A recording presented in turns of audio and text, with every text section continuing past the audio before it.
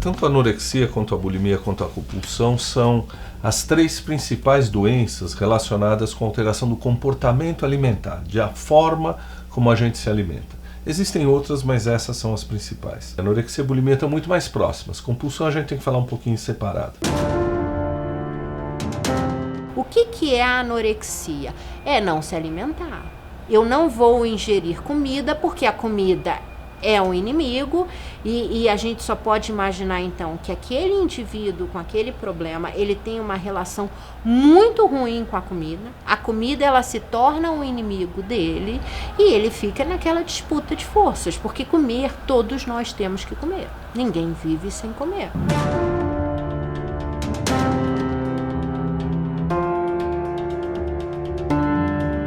Tanto a anorexia quanto a bulimia são doenças que têm um caráter genético muito forte. Você vai achar na família outras pessoas, ou com anorexia, ou com bulimia, ou com transtorno obsessivo compulsivo, ou com depressão.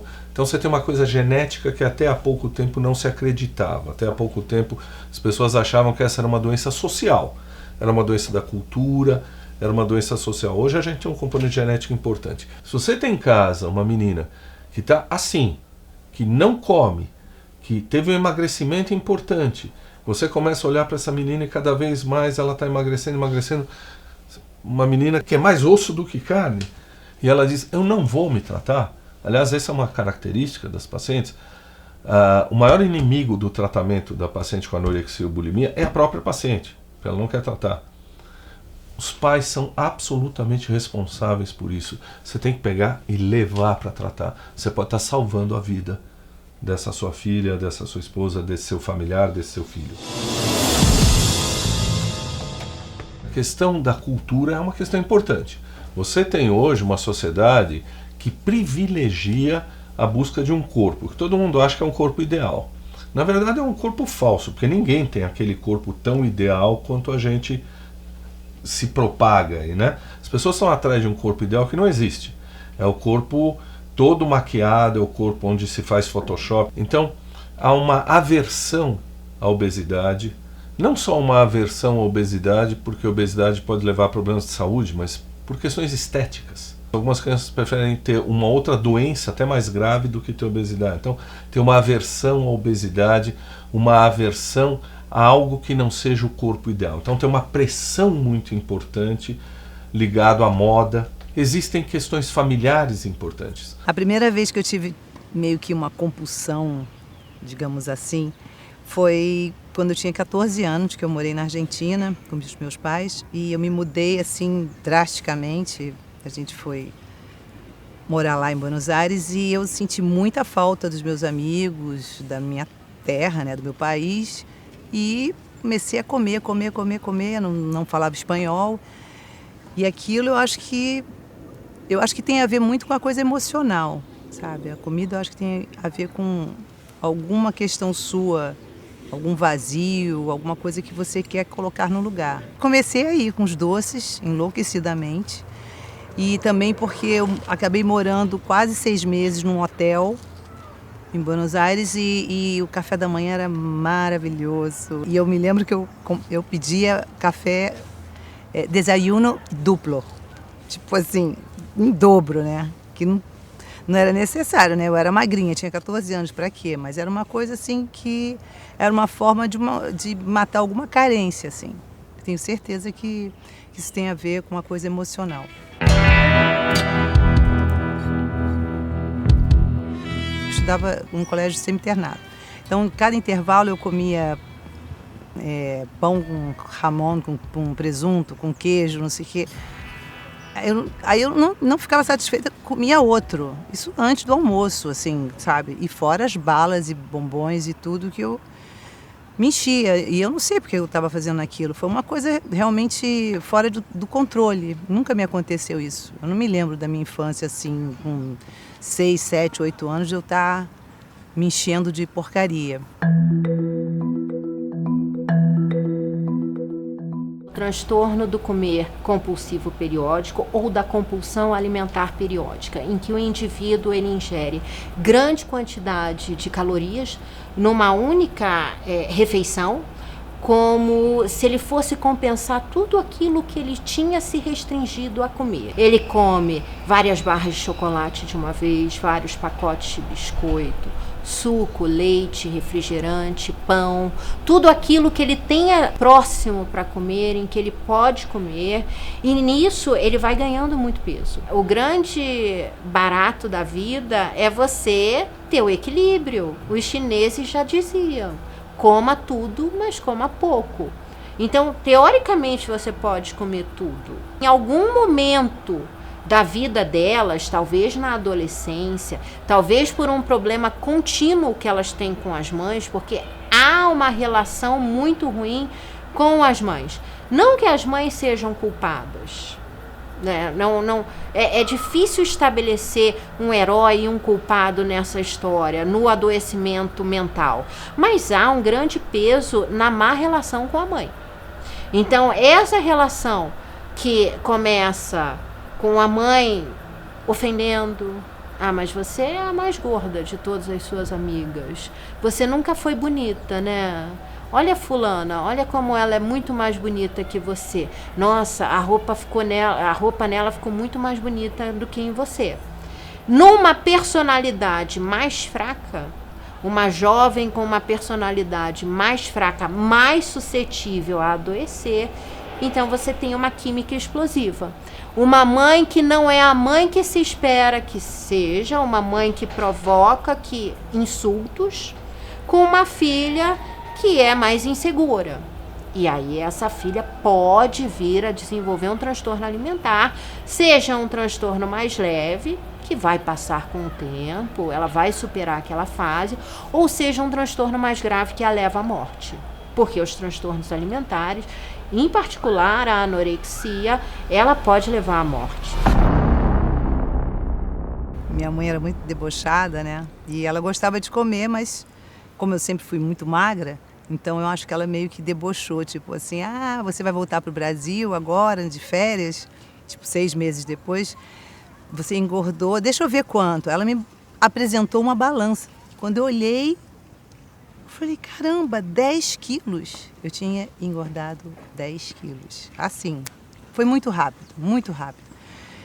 E ao mesmo tempo, assim, foi muito confuso, porque eu estava assim, só falava espanhol e inglês, numa cidade que não era minha, com amigos que não eram meus, e eu estava gorda, gorda tipo com 10 quilos a mais, eu parecia uma outra pessoa. Eu falei: gente, que coisa maluca isso. Eu queria voltar a ser quem eu era. E aí, naquele momento, vendo a risada da minha mãe, aí eu falei: eu vou emagrecer esses 10 quilos, você vai ver só. Eu vou emagrecer em 2 semanas. Ela: ah, não, deixa pra lá, né? Aí eu falei: caramba, eu falei 2 semanas. Em 2 semanas eu emagreci 10 quilos. Juro. Simplesmente deixei de comer. Parei de comer, não comia. Comia uma bolacha, um creme cracker, não sei, né? Um biscoitinho salgado só para o sal dar uma vida na pessoa, entendeu? E não comia, não comia, não comia. O transtorno da compulsão alimentar periódica não é exatamente isso, comer em todas as refeições muitas calorias. São episódios momentâneos em que a pessoa ingere uma grande quantidade de calorias e que normalmente está associada a uma restrição prévia. Então, como eu falei, o início de uma dieta, por exemplo. Não, hoje eu vou acordar, vou começar a fazer uma dieta, e aí eu consegui passar pelo café da manhã bem, consegui passar pelo almoço bem, mas aí à tarde eu sou acometida de uma grande ansiedade, e aí naquele momento eu como tudo que eu me restringi comer nas horas anteriores. Cheguei aonde eu queria, pisei na balança, falei, agora, e aí foi uma loucura, eu quero um bolo de doce de leite, olha isso. E aí eu comi o bolo de doce de leite quente, eu me lembro, até o cheiro, até me dá vontade de parar. Todas as vezes eu repetia o mesmo mecanismo, eu engordava 2, 3 quilos e aí fechava a boca, o que não é bom, né? Não indico isso para ninguém, pelo amor de Deus. E aí eu emagrecia, mas sempre assim, 2, 3 quilos, 2, 3 quilos. A vida inteira foi assim.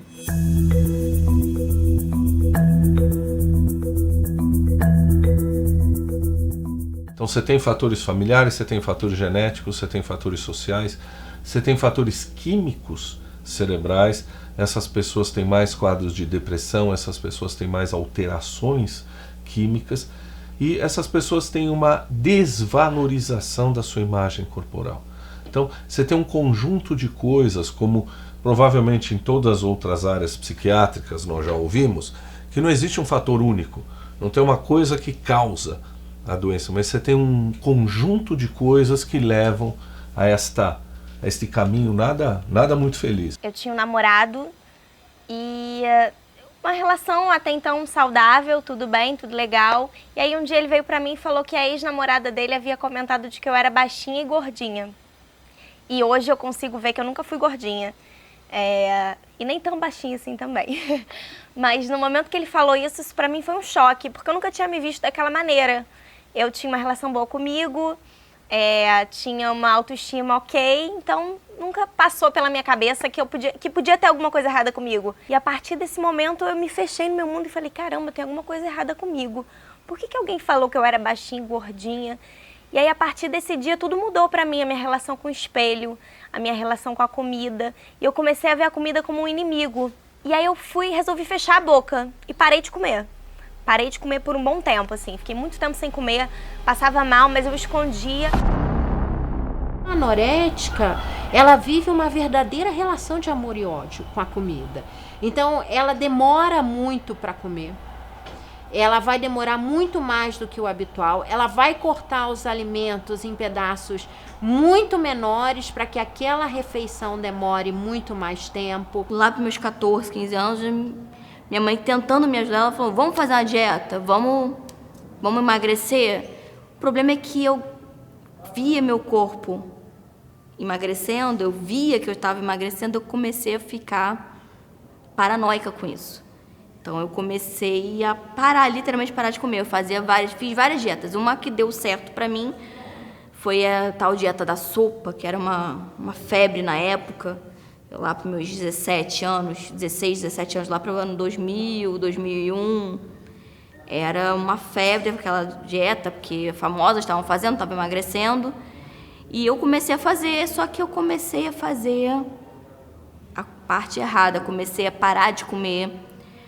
Eu cheguei no ponto em que meu café da manhã tomava um café com leite com adoçante, 6 horas da manhã. Ia almoçar meio-dia, era um iogurte. Ia comer à noite a sopinha, tipo 9 horas da noite, comer a sopinha com um pedacinho de frango e eu comia esse pedaço de frango me sentindo culpada por estar comendo frango, porque eu achava que aquilo ia me engordar. E eu olhava no espelho, eu me via cada vez mais gorda, só que eu estava cada vez mais magra. Não é à toa que os casos de anorexia, eles começam quando após dietas muito restritivas, em que você perde muito peso. Como se seu cérebro ainda não tivesse visto, não tivesse entendido que você emagreceu. Então é como se ele mantivesse patologicamente uma imagem tua gorda. E na anoréxica isso se perpetua, na bulímica também.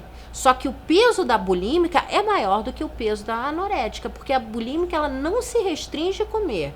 Ela come, ela tem inclusive os episódios de compulsão alimentar e ela tenta compensar depois isso que ela faz de comer. Tem gente que pesa 45 quilos e tá ok. Eu pesava 45 e parecia que estava doente. Eu estava doente.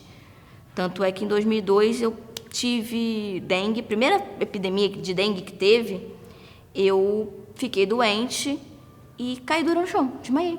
Porque eu estava sem comer, sem me alimentar. Fomos fazer os exames e eu estava com aquelas plaquetas completamente abaixo do mínimo permitido.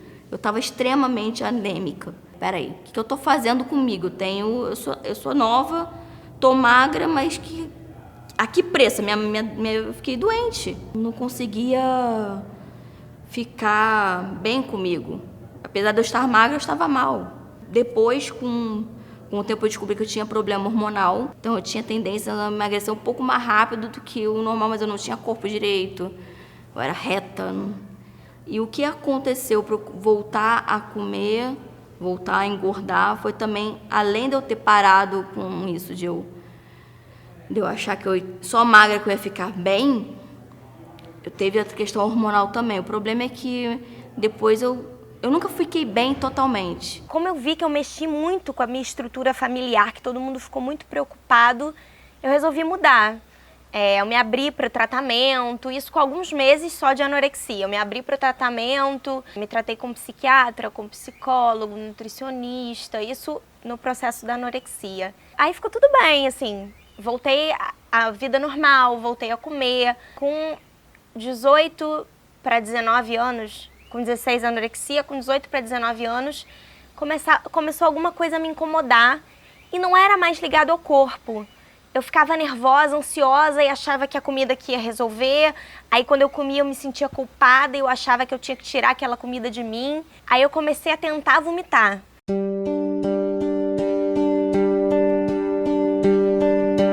O que a pessoa faz? Normalmente são mulheres que são acometidas, mulheres jovens, que comem grande quantidade de alimentos também, só que diferente do transtorno compulsivo periódico, elas têm que se livrar daquela ingesta calórica excessiva. Então, são mulheres que comem em grande quantidade comidas calóricas, alimentos calóricos com líquido, para que depois ou elas provoquem o vômito e o líquido facilite a saída daquele alimento em excesso que ela comeu, ou então se ela não consegue vomitar, porque há pessoas que não gostam de vomitar, que se sentem mal em vomitar, vão fazer uma grande quantidade de atividade física para queimar aquele excesso calórico. E aí isso começa aí um ciclo. Então você faz uma vez, e aí daí a um tempo você faz de novo, e o espaço entre esses episódios vai diminuindo, o espaço de tempo. Então, se antes era uma coisa que se fazia uma vez por semana, passa a ser diário, e aí passa a ser nas 2 refeições, e aí passa a ser 3 refeições, e aí chega a um ponto mais grave em que nenhuma refeição se faz, em que não haja a ingesta excessiva de comida, com a purgação depois. Na verdade, a bulimia ela vem acompanhada da compulsão alimentar. São episódios de compulsão alimentar. Quando eu falo de compulsão alimentar, não é você comer um saco de Cheetos. É você comer um saco de Cheetos, 5 pizzas, geladas ou quentes, um prato de arroz com feijão, chocolate, tudo que tiver na geladeira. Assim, 5.000 calorias. Uma coisa assim absurda, que nem uma pessoa obesa conseguiria comer e botar tudo pra fora. É uma coisa meio de emoção mesmo. Você precisa comer tudo que você consegue. A sua barriga fica estufada até o momento que você começa a passar mal, que é da compulsão alimentar, e você fala, agora eu preciso botar tudo isso pra fora. Eu comia, depois ia no banheiro e enfiava o dedo na goela. Porque assim, as primeiras vezes que você vomita, ninguém consegue vomitar com facilidade. Você enfia o dedo na goela e é difícil. Mas depois que você faz isso, assim, todos os dias, 7 vezes por dia, que era mais ou menos a quantidade de vezes que eu vomitava, você faz isso, você enfia o dedo na goela e vomita. Eu enfiava 4 dedos na goela, assim, às vezes. Eu machucava minha boca ficava toda ferida, toda machucada, mas você vai e vomita tudo. Na privada, no box, aonde fosse. Quando se vomita compulsivamente, você pode desenvolver alterações do tubo gastrointestinal. Então você vai ter erosão do esôfago, que não é visto normalmente, mas que nas bulímicas você vai ver pela passagem contínua do ácido. Então você imagina que aquele ácido passando continuamente pelo esôfago, chegando à boca, você vai ter machucados frequentes na boca e desgaste dentário. Uma outra coisa que pode acabar quebrando os dentes é, muitas meninas, principalmente, quando provocam o vômito, elas provocam com o cabo da escova de dente. E ela pode quebrar o dente com isso. Então, há um acometimento dentário visível. As mãos, quem provoca o vômito com a mão, eles vão ter sinais nas mãos de fricção constante nessas partes mais calosas da mão, em que há um atrito maior, você vai ter lesões avermelhadas e há toda uma mudança com a relação que se estabelece com a comida. Tava indo pra terapia, pro psicólogo, e eu pensei, gente, eu comi um cachorro-quente e meio. Eu preciso botar isso pra fora, eu vou ficar gordinho. Eu já engordei 2 quilos, eu tinha engordado 2 quilos, assim. Eu comprei um laxante no meio do caminho, mas eu não tomava um laxante como eu tomo hoje quando eu fico com prisão de ventre. Eu tomava, assim, a cartela de laxante inteira pra poder usar banheiro até sair tudo do meu corpo, assim.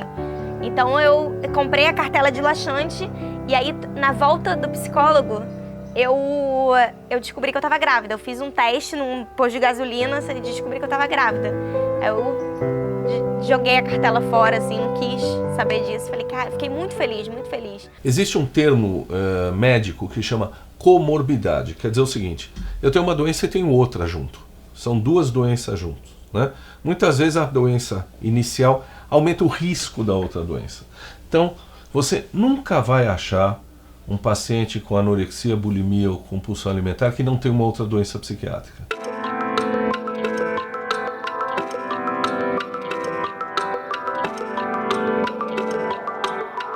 Às vezes de madrugada eu acordava, em dias que eu tava muito mal, eu acordava de madrugada, aconteceu alguma coisa, sei lá, briguei com um namorado, fiquei muito mal, fiquei deprimida, não sei o que, acordava de madrugada, comia tudo que tinha na geladeira, ficava com a barriga estufada, mal, me sentindo mal, aí falava, agora eu vou vomitar, vou botar tudo pra fora.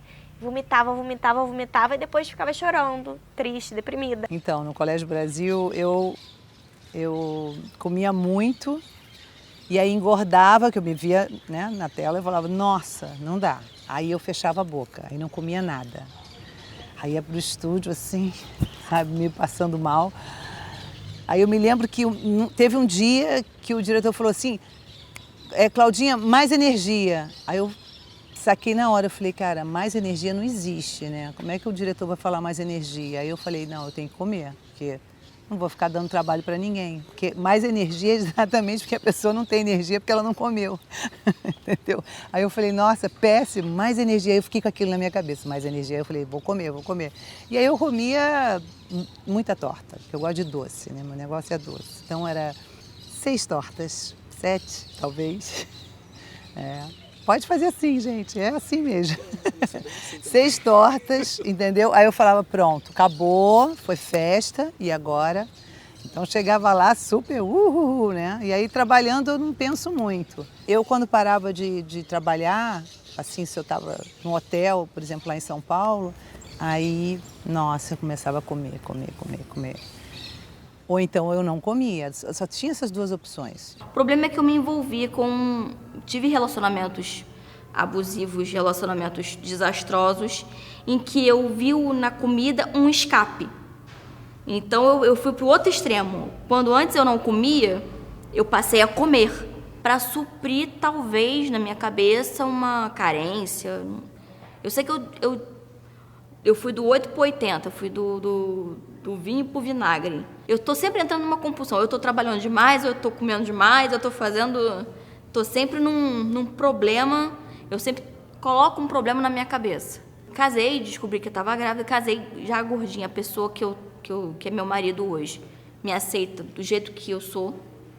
Isso me faz, pelo menos, eu não me sinto mal, mas eu ainda acho, eu poderia estar magra para ele. Eu poderia estar um corpão para ele e para mim também. Então, pacientes com anorexia, bulimia e compulsão alimentar, a grande maioria deles tem depressão, pânico, transtorno obsessivo compulsivo, tricotilomania, de ficar arrancando o cabelo, transtornos de impulso. Uma coisa muito frequente nesses pacientes é se machucar, que a gente chama de automutilação. Transtorno bipolar é uma coisa muito frequente. Às vezes o paciente vem por transtorno bipolar e tem um diagnóstico de anorexia. Às vezes vem com anorexia e aí se descobre um transtorno bipolar. Então, sempre a gente tem que olhar para outros quadros psiquiátricos junto com os transtornos alimentares. O que vai acontecer com essa moça de anorexia, por exemplo? Estatística clássica é o seguinte: 30% melhora, 30% melhora, piora, melhora, piora. O resto, assim, 20% ou 18% ou 15% morrem pela doença. Essa é a única doença psiquiátrica que mata em função da doença. A boa notícia é que a maior parte dos casos é de um distúrbio leve, portanto, tratável. Tratável tanto com o uso de medicamentos, com o apoio do psiquiatra, do apoio de psicólogos, de mudanças de comportamento e da mudança da maneira como a pessoa se vê no mundo e como ela enxerga o mundo. Isso é o principal.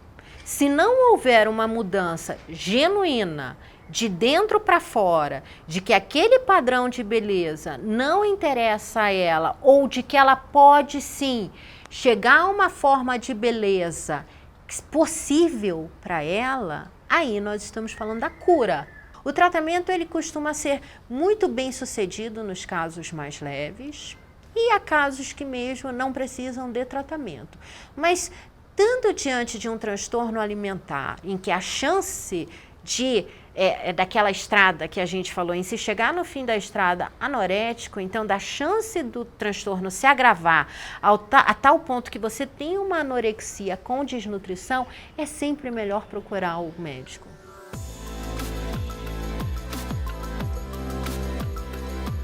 Eu faço análise há 30 anos e agora estou fazendo análise com a doutora Iane Pádua e ela tem um tratamento que é mindful, que é você ficar respirando e sentindo presente, para não ficar muito o que eu vou fazer amanhã, ou daqui a pouco, ou ontem, e você ficar, sabe, respirando no presente. Isso te tira muita ansiedade e, juntamente com a meditação que eu também faço, não sempre, mas eu tenho que fazer mais, mas eu faço, melhora muito, assim, a ansiedade para a comida, a compulsão. Eu acho que ajuda bastante. Hoje eu tô assim, eu acho que eu ainda continuo chocolatra, não vou mentir, mas mais equilibrada, mais consciente, sabe? Tipo, será que vale a pena? Eu já faço 1000 perguntas antes para mim mesma e dou aquela respirada, que também tem um tempo, assim, sabe, da compulsão, que eu descobri no Mindful, que é um tempo, realmente, aquela tirada assim, que deu aquela vontade quando você viu aquele doce, aquela torta de morango com chantilly. Aí você deixa passar só um tempo, respira um pouco, não que passe a vontade de comer, mas diminui bastante e aí você consegue se controlar. Eu acho que a coisa física, para mim, é essencial, eu acho que para todo mundo. As pessoas falam que, não, eu fiz 30 anos, então meu metabolismo não é o mesmo, né? Mas eu já estou com 40 anos, meu metabolismo... Eu acho isso uma bobagem. Assim, entre aspas, lógico, o metabolismo talvez seja um pouco mais lento. É muito confortável você falar, olha, não sou eu, é minha idade, eu não posso fazer mais nada. Porque, na verdade, é você quem decide, né?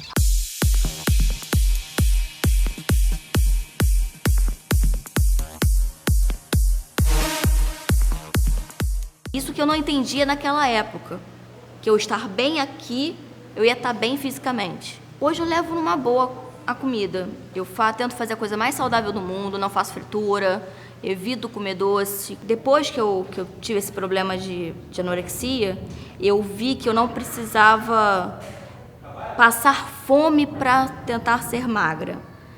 Eu voltei a comer normalmente e meu peso começou a voltar pro peso que eu deveria ser, né? Ele começou a voltar para um corpo legal. Hoje eu estou num processo de superar tudo que aconteceu comigo e, assim, superação do meu problema na cabeça, meu problema não físico. O físico, o corpo é o depois. Eu estou melhorando aqui. O meu interior, a minha cabeça, o meu psicológico. Era uma relação muito forte com a bulimia, então, como psiquiatra sabia disso, eu tomava doses bem fortes bem grandes, doses altas de fluoxetina. Depois da gestação, eu segui tomando sertralina, que é um antidepressivo também, que ajuda nisso tudo, que eu acho essencial, assim. Eu acho muito importante fazer com nutricionista, com psicólogo, terapia, porque é a melhor forma de você conversar isso, de você botar as suas emoções para fora, de você contar o que está acontecendo na sua vida, o que te leva a isso. Você passa a aprender quais são os gatilhos que fazem você querer vomitar.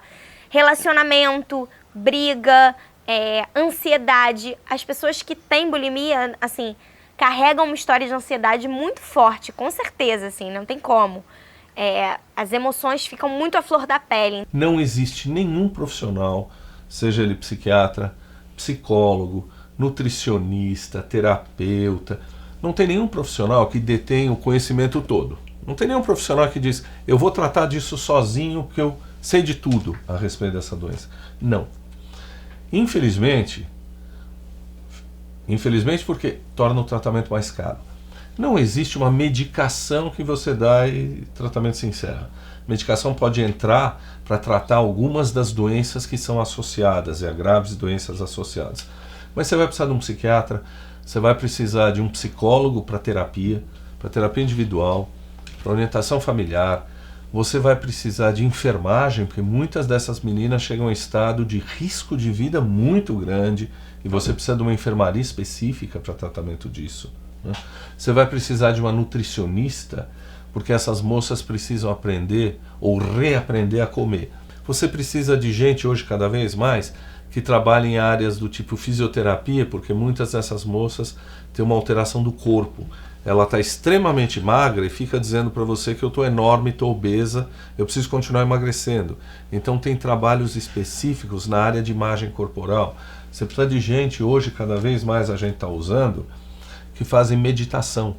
Mindfulness, que é um tipo de meditação, entra no tratamento dessas pessoas. Você precisa de terapia ocupacional, você precisa de orientação familiar, né? Você precisa viabilizar a vinda dessa família para ter orientação familiar. Então, o assistente social tem um papel importante nisso.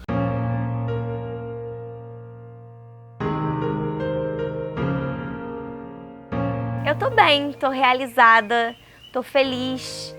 Apesar dos estresses maternos e maternais desse elo que é infinito, eu tô muito bem, tô vivendo a melhor fase da minha vida e eu espero que a minha filha não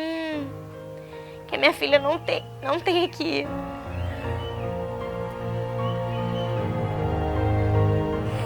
Eu espero que a minha filha não tenha que lidar com esse mundo que cobra tanto do corpo. Hoje eu digo que eu talvez não tenha uma compulsão por comida. Eu aprendi que eu não vivo para comer, eu como para viver. Eu acho que a yoga foi fundamental para o meu processo de tratamento, assim, para a minha vida, para tudo. Quando você se conscientiza que é uma compulsão, você já tem 70% da coisa na tua mão.